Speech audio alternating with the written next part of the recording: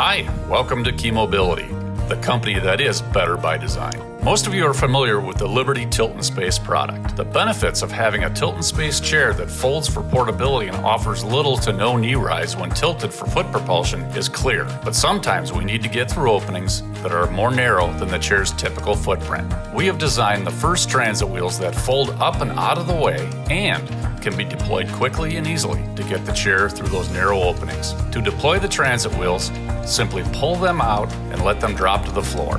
Make sure the transit wheels are locked. Then simply pull the user backwards and the propulsion wheels will be lifted off the ground. Remove the propulsion wheels. Unlock the transit wheels and push the user through the narrow opening.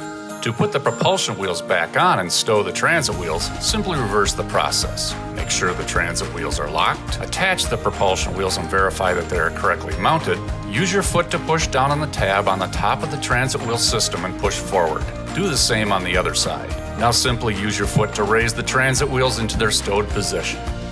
Thanks for watching.